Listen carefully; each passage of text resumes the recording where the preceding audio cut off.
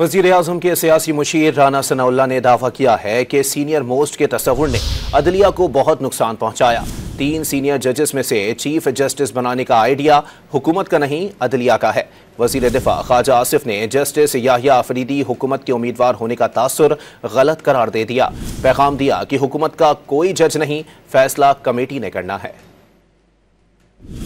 वज़ीर आज़म के मुशीर बराए सियासी उमूर राना सनाउल्लाह ने दावा किया कि 3 सीनियर जजों में से चीफ जस्टिस के इंतखाब का आइडिया हुकूमत का नहीं, अदलिया का है। सीनियर मोस्ट के तसव्वुर ने अदलिया को बहुत नुकसान पहुंचाया। निजी टीवी प्रोग्राम में गुफ्तगू करते हुए इल्जाम आयद किया कि पीटीआई ने फजलुर रहमान के साथ मिलकर 26वीं आईनी तरमीम का मुसव्वदा बनाया। जब नून लीग ने इत्तेफाक किया तो पीटीआई वाले भाग गए। 3 सीनियर मोस्ट का जो है वो आइडिया जो है ये हमारा नहीं है, ये जुडिशरी का है। सीनियर मोस्ट जो फार्मूला था उस फार्मूले ने बड़ा डैमेज किया है जुडिशरी को भी, उसने बड़ा डैमेज किया है हमारे अदालती निज़ाम को भी।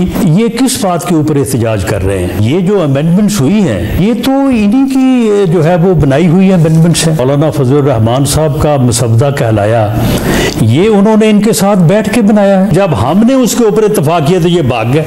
वज़ीर दिफा ख्वाजा आसिफ ने जस्टिस याहिया अफरीदी को हुकूमत के उम्मीदवार होने का तासुर गलत करार दे दिया। पैगाम दिया कि हुकूमत का कोई जज नहीं, फैसला कमेटी ने करना है। शिकवा किया कि 25 अक्टूबर के बाद हुकूमत के खात्मे की क़यास आराई अदलिया की तरफ से की गई। बीएनपी मैंगल के 2 सेनेटर की जानिब से पार्टी पॉलिसी के खिलाफ और तरमीम के हक में वोटिंग पर ख्वाजा आसिफ ने दावा किया कि जिन लोगों ने वोट दिया वो कभी अख्तर मैंगल के साथ थे ही नहीं।